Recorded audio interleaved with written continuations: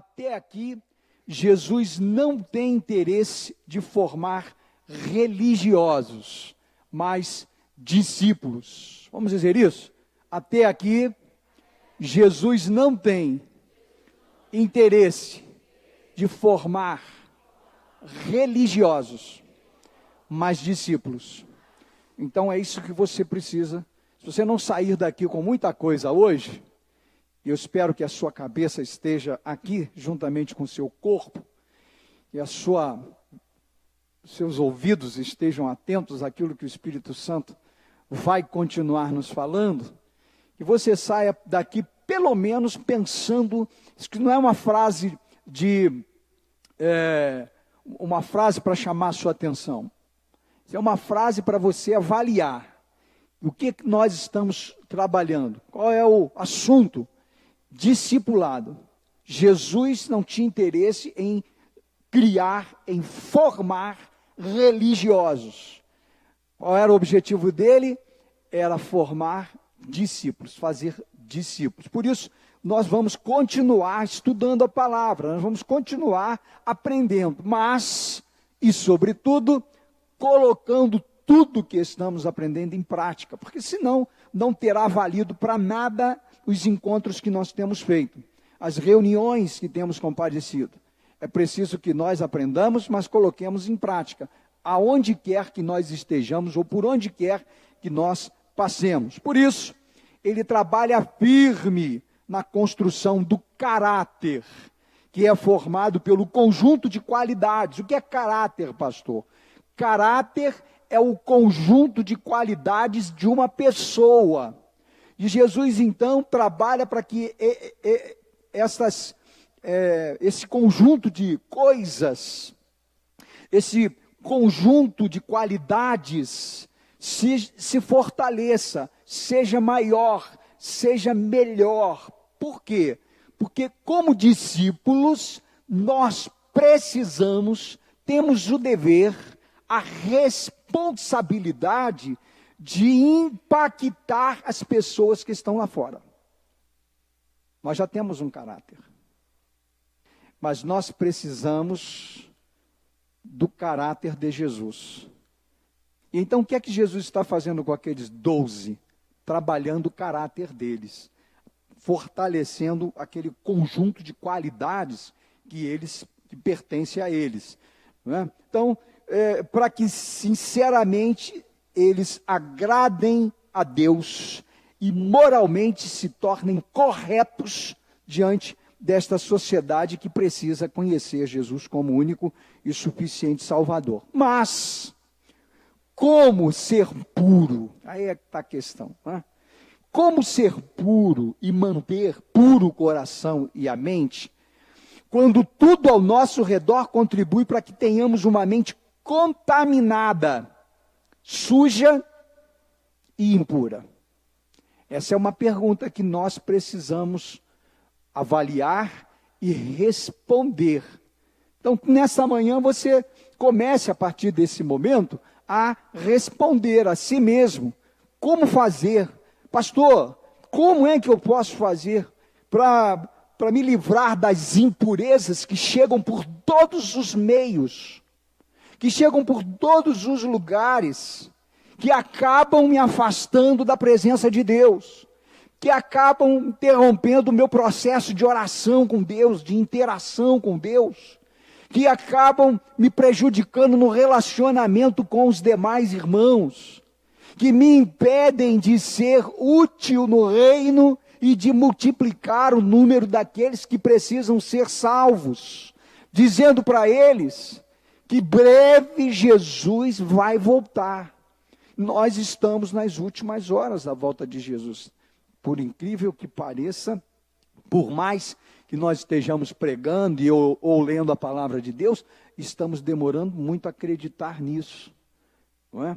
Então, temos permitido que as coisas do mundo, que as impurezas do mundo, aquilo que os nossos olhos estão vendo, aquilo que nós estamos vivendo no dia a dia, continuem atrapalhando o nosso viver diário com o Senhor Jesus. Então, primeiro, como se livrar das impurezas desse mundo?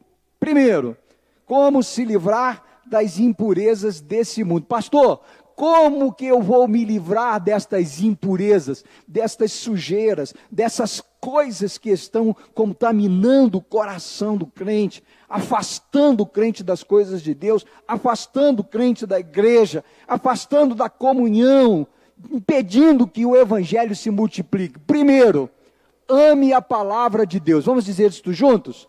Ame a palavra de Deus. O que diz o Salmo 119, no versículo 9? Como pode o jovem manter, diga comigo, olha, como pode o jovem manter a sua conduta pura? Ó, como pode o jovem manter pura a sua conduta? E aí está a resposta. A pergunta o salmista faz, e também ele responde. Então, eu vou perguntar, você vai responder.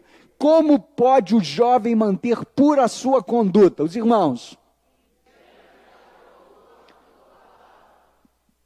Eu posso terminar o sermão aqui agora, o estudo aqui agora. Sem problema algum. Se nós entendermos isso. Está aqui na palavra. De Gênesis a Apocalipse, nós temos um antídoto. Nós conhecemos o remédio e precisamos tomar, precisamos usar para que não continuemos contaminados. Que se por alguma razão esta contaminação atrapalhar a nossa vida, nós temos como resolver o problema que está tão perto de nós. Como? Vivendo de acordo com a palavra. É fácil? Não. Mas não é impossível.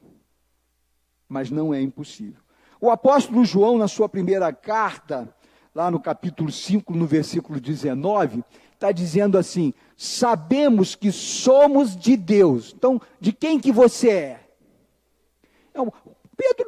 João está dizendo isso, olha, nós temos esse conhecimento. Tem alguém aqui que tem um conhecimento diferente desse? Não, eu não sou de Deus. Tem alguém aqui assim? Eu acredito que até o ateu, de certa forma, sabe que é de Deus. Né? Porque, de alguma maneira, ele não crê em Deus, mas ele precisa ver o que vê, ele compreende o que está ao redor dele, ele pode não declarar isso, mas ele não nasceu, ele não veio ao mundo de paraquedas de qualquer forma. Então, nós cremos que somos de Deus. Eu sou de Deus, você é de Deus? Você passou pelo novo nascimento? Você já leu isso na palavra? Claro que sim. Então, João está dizendo isso para quem? João estava dizendo isso para aqueles que acreditam que são de Deus. Se você não acredita que é de Deus, tudo bem, é um problema para ser resolvido. Mas se você crê que é de Deus, João está dizendo isso. João está trabalhando nessa direção. Sabemos que somos de Deus e que o mundo todo está sob o poder do maligno. Ou seja, o curso desse mundo está caminhando, tendo como o principal dirigente, condutor, quem? O príncipe deste mundo. Quem é o príncipe deste mundo? É o maligno. O mundo não é dele. Você lembra quando ele estava no deserto? Jesus estava no deserto, você lembra disso? Jesus estava no deserto, ele passou 40 dias no deserto. E ele foi questionado e testado nesses 40 dias. E uma dessas vezes, o diabo disse para ele assim, ó, se você agora prostrar-se e me adorar, se você se prostrar e me adorar, eu vou dar... Ele estava lá no pináculo, né, do templo. Estava lá no pináculo. O diabo levou Jesus para o pináculo do templo. E aí ele disse, ó, se você me servir, eu vou dar para você todos os reinos do mundo. Por quê? Porque na cabeça dele, no pensamento dele, na ideia dele, é seduzir-nos com as coisas materiais. E ele tentou seduzir o Senhor Jesus com as coisas materiais, com os poderes do mundo, com as glórias do mundo, com as riquezas do mundo. E aí Jesus respondeu ele através do quê? Da palavra. Jesus usou a palavra e disse, o que ele disse? Está escrito: ao Senhor teu Deus, e só a Ele servirás. Ponto final. Como é que Jesus venceu a tentação? Como é que Jesus venceu o questionamento? Como é que Jesus venceu aquela situação? Com a palavra. Foi com a palavra. Interessante que ele foi questionado também com a palavra. Ou seja, você acha que sabe tudo que está aqui? Você pensa que já examinou tudo que está aqui? Você não se esqueça de que o diabo conhece mais a palavra do que você. Mais do que nós. E por essa razão ele usou a palavra para tentar seduzir Jesus com as coisas desse mundo. Exatamente como muitos cristãos nos dias de hoje estão sendo seduzidos, estão sendo levados exatamente conduzidos com essa proposta. A proposta de quê? Com a proposta de ver apenas as coisas materiais, as glórias desse mundo, as coisas que vão ficar por aqui. Então, é muito importante que nós nos lembremos, sabemos, então nós já sabemos disso, né? Que somos de Deus, que o mundo está sob o poder, o controle, o curso do maligno. Ou seja, o curso, o destino que está sob o comando do maligno tem como direção a destruição da mente, do corpo, da alma das pessoas. Diga comigo, mente, corpo e alma. Mais uma vez, agora vamos inverter. Diga corpo, alma e espírito. Isso. Então, qual é o objetivo dele? É encher a nossa mente com aquilo que ele entende que vai ser o melhor para nos afastar das coisas de Deus. Para nos impedir de crescer e, sobretudo, de continuar ganhando almas para Jesus. O que depõe sobre isso passa na televisão o dia todo, através dos noticiários, das novelas, dos programas, das entrevistas. Todos os dias nós estamos vendo que, de fato, quem está no comando do curso do mundo é o maligno. As redes sociais estão cheias de mensagens e imagens sedutoras, consumistas, apelativas, carregadas de maldade e sujeiras, confirmando cada vez mais quem é que está no curso desse mundo. Por isso, meu irmão, minha irmã, moço, moça, você tem que filtrar o que você vê diariamente, quer pelo celular, pelo tablet, pelo computador, pela televisão, pelo que você ouve nos rádios. Então, você tem que fazer um filtro.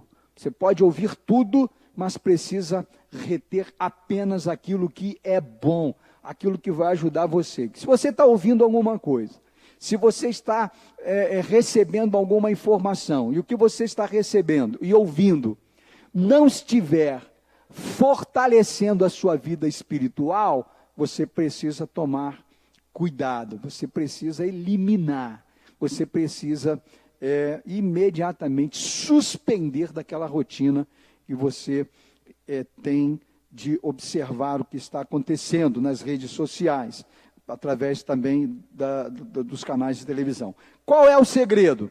É amar incondicionalmente a palavra de Deus. Amar incondicionalmente a palavra de Deus. Você ama incondicionalmente a palavra de Deus? Ou você só usa a palavra de Deus quando você se sente necessário? Se nós temos identificação com a palavra, se nós sabemos que Jesus nos dá autoridade, nós precisamos ter autoridade e, sobretudo, ter certeza de que pela autoridade, pelo nome do Senhor Jesus, serão repreendidas forças que tentam atrapalhar o crescimento do reino de Deus. Para vencer a tentação e as pressões do mundo, é preciso amar a Deus sobre tudo e todas as coisas. Por quê? Porque a vontade de Deus é que fiquemos limpos e puros pela palavra. Limpos e puros pela palavra. João capítulo 15, versículo 3, diz assim: vós já estáis limpo, olha só, vós já estáis limpos pela palavra que eu vos tenho transmitido. Então, o que nós precisamos acreditar? É que de fato estamos nesse processo de limpeza. Não é? A palavra é que nos limpa a nossa mente, limpa o nosso coração. A palavra de Deus nos limpa. Limpa. Nós estamos limpos pelo poder da palavra de Deus. O salmista, lá no Salmo 119, 97, também diz assim: como eu amo a tua lei, medito nela o dia inteiro. Não é uma parte do dia. Você lê de manhã cedo, se esse é o horário do seu devocional, você lê de manhã cedo a palavra de Deus, e durante o dia você vai meditar naquilo que você leu. É exatamente isso. Né? Por isso o texto, o salmista está dizendo isso, como eu amo. Então é preciso amar a palavra. Se você não ama a palavra, não vai ter prazer nela. Só tem prazer na palavra quem ama a palavra. É preciso amar a palavra. Pastor, a palavra de Deus, a Bíblia é muito difícil. É difícil sim, mas nós temos um tradutor simultâneo. Quando você está lendo, você tem uma tradução simultânea. Sabe quem é o tradutor? É o Espírito Santo de Deus. Naquilo que você não entende quando lê a palavra, o Espírito de Deus vai trazendo para você, vai facilitando a compreensão, vai abrindo a mente. Por quê? Porque às vezes a nossa mente está cheia de muita coisa, mas não tem o entendimento das coisas de Deus. Quando nós não temos o entendimento das coisas de Deus, fica mais difícil. Mas quando recebemos esse entendimento, as coisas vão se tornando mais fáceis. Em segundo lugar, como se livrar das impurezas desse mundo? Como, pastor, me livrar das impurezas desse mundo? Comigo lá, vamos juntos? Vença os pensamentos. Mais uma vez.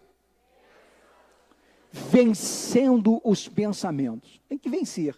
Né? Toda hora nós somos levados a pensar aquilo que nós não queríamos pensar. Não é? Pensamos coisas contra nós mesmos. Pensamos coisas contra o próximo. Pensamos coisas contra os desejos de Deus. Então, toda hora isso acontece. Agora, a gente tem que vencer. Você não pode deixar que as coisas que não vêm de Deus dominem a sua mente. Você tem que, com a palavra de Deus, vencer as coisas da mente, as informações externas, as comunicações externas. Muitas delas vêm com o propósito de nos distanciar das coisas do Senhor. Paulo, ensinando os irmãos lá, os filipenses, né, no capítulo 4, no versículo 8, ele diz assim: finalmente, irmãos, vamos ler juntos? Finalmente, irmãos, tudo que é, ou tudo que for verdadeiro, tudo que for nobre, tudo que for correto, tudo que for puro, tudo que for amável, tudo que for de boa fama, se houver algo de excelente ou digno de louvor, é nisso que nós vamos pensar. Ou seja, nós podemos pensar em tudo, mas nós precisamos fazer uma triagem, nós precisamos fazer uma seleção, não é? E precisamos colocar a nossa seleção dentro daquilo que o apóstolo Paulo está nos ensinando, se é que nós pretendemos nos livrar das impurezas que chegam às nossas mentes e corações. Ainda que sejamos pressionados pelas coisas do mundo, precisamos vencê-lo. E o segredo para a vitória sobre ele é controlarmos nossos pensamentos. Qualquer distração que você tem, nós temos, é o suficiente para que o mundo espiritual lance uma semente qualquer, uma sugestão qualquer, uma informação qualquer, para nos tirar da direção de Deus. Então, precisamos vencer. Como? Controlando nossos pensamentos. Como faz isso? Preenchendo nossa mente com coisas boas. Aí está a sugestão do apóstolo Paulo. Saudáveis, como o que é digno. Para não nos tornarmos escravos dos pensamentos ímpios, que nos levarão à rebelião contra Deus. Alguém disse o seguinte: pensamentos geram sentimentos. Sentimentos geram ações. Ações geram hábitos. E hábitos geram destinos. Ah, pastor, isso é uma frase de efeito. Bom, você que sabe. Aí, se eu fosse você, eu pensaria um pouco nisso aí. Pensamentos geram sentimentos. Sentimentos geram ações. Ações geram hábitos. E hábitos geram destinos. Então, é bom que nós nos lembremos. Quando não dominamos a mente, corremos o risco de sermos dominados pelos desejos da carne. E esses desejos mal controlados podem nos levar a pecar. E quando pecamos, nos afastamos do trono de Deus. Tiago, capítulo 1, 14, 15, diz assim: cada um, porém, é tentado pelo próprio mau desejo, sendo por esse o quê? Iludido e arrastado. Em seguida, esse desejo, tendo concebido, faz o quê?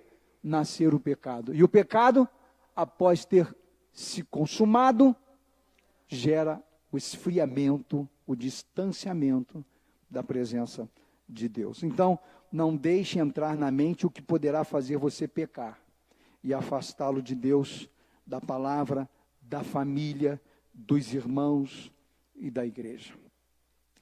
Em último lugar, como se livrar? Pastor, como é que eu posso me livrar das impurezas desse mundo? Vamos lá, terceiro, qual é? Evitando, né? Evite as más companhias, evitando as más companhias. 1 Coríntios 15, 33, está escrito assim: as más companhias corrompem os bons costumes. Com quem que eu estou andando? Com quem você está andando? Não é? A palavra de Deus não diz que nós não devemos andar com o ímpio, mas o que nós não podemos fazer com o ímpio é parceria. Não é? A gente tem que tomar muito cuidado com o ímpio, com essa parceria, porque quem são esses amigos? Não é? Quem são os amigos? Ou pessoas com as quais nós devemos andar? Nós temos que fazer essa avaliação. São aqueles ou aquelas que não compartilham do seu propósito. Então, com quem você não pode andar? Não é? Ou com quem você não deve andar? Com pessoas que não compartilham do seu propósito de fé. Não pode andar. Não pode. Não é? Por quê? Porque ou você vai transformá-la ou ela vai transformar você. Ou você leva mudança para ela ou ela muda você. Esse é o perigo. Esse é o perigo. Pessoas que não entendem e não aceitam a sua vida com Deus. Olha aí. Tem alguém perto de você, lá no trabalho, na escola, na faculdade, que não aceitam o seu modo de vida espiritual, a sua fé, né? Que zombam de você, que zombam da sua fé, e ainda tentam tirar o seu alvo, a sua alegria, a sua comunhão, o seu crescimento espiritual. Estas pessoas, ou, entre aspas, amigos, não merecem a sua companhia. Elas precisam da sua oração, do seu testemunho de vida, mas não da sua companhia. Feliz é aquele que não anda no conselho dos ímpios, não se detém no caminho dos pecadores, nem se assenta na roda dos escarnecedores. Onde está isso aí? Salmo 1. Se você pensa o contrário do que o pastor disse agora de manhã, arranca o Salmo 1 da sua Bíblia. Porque a Bíblia está dizendo que bem-aventurado é aquele que não anda segundo o conselho dos ímpios. Então, você precisa fazer aí uma avaliação. Se com quem você está andando, você está sendo influenciado, você está sendo levado para uma outra decisão, ou para um outro caminho, você precisa imediatamente deixar essa companhia. Porque se até ali você não a influenciou, se até ali você não a ganhou para Jesus, agora, meu amigo, minha amiga, meu irmão, minha irmã, é oração. Coloca o nome dela no caderninho e começa por um período de 30, 60, 90, 1 ano, 2 anos, 10 anos, seja o tempo que for, ore, para que agora o Espírito Santo de Deus complete aquilo que você jamais conseguirá completar. Não participe dos pecados dos outros. Está lá Paulo falando a Timóteo na primeira carta e na segunda carta. Olha o que ele está dizendo.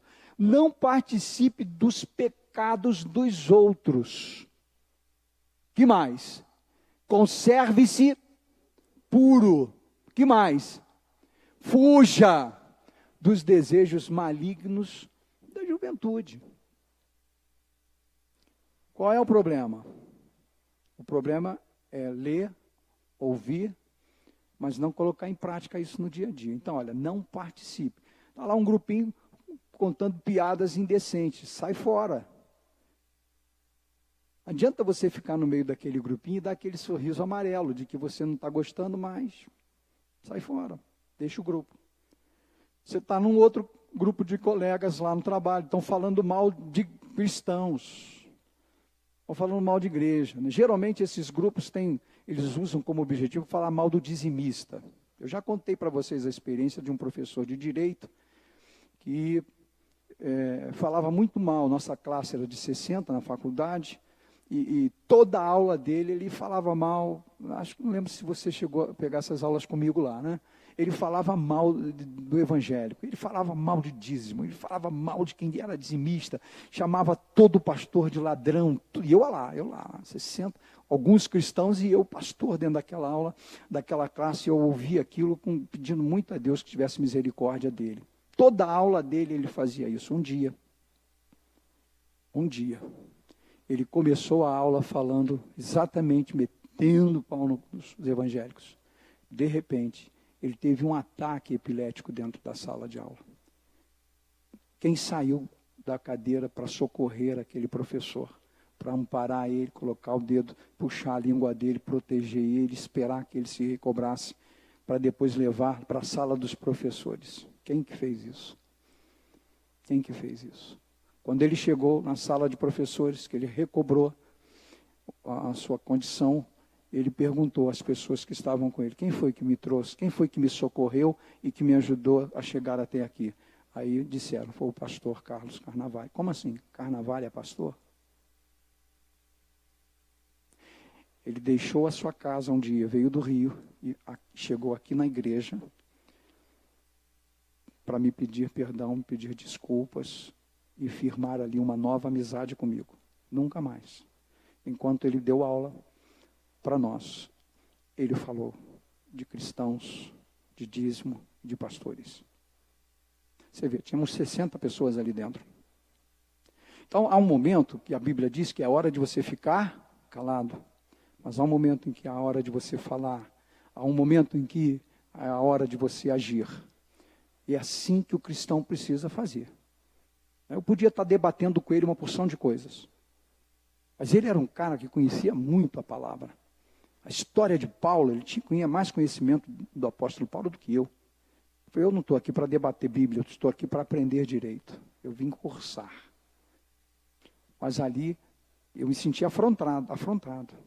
Quantas vezes ele debochou, ele zombou. E eu me segurava lá. Até que um dia Deus deu um basta. Deus disse, chega. E acabou mesmo, nunca mais. Depois fui fazer novas matérias com a esposa dele. Ela já sabia o que tinha acontecido, uma procuradora do Estado, ela tinha uma posição aí. E ela, logo que me viu em sala de aula, ela me identificou. Pastor Carnavale. Aí ela começou a falar de igreja, né? Aí ela disse assim, não, mas eu não estou falando dos batistas não, viu, pastor Carnavale? Falei, fique à vontade. Mas não saiu disso. Então, é a diferença que você pode fazer. Não é? Feliz é aquele que não anda no conselho. Então, não participe, não participe dos pecados dos outros. Conserve-se puro. Fuja dos desejos malignos da juventude. Esse foi o conselho. E por último, agora esse é o último, como se livrar das impurezas desse mundo? Ande com Jesus. Vamos lá? Como me livrar das impurezas desse mundo? Vocês. Ande com Jesus.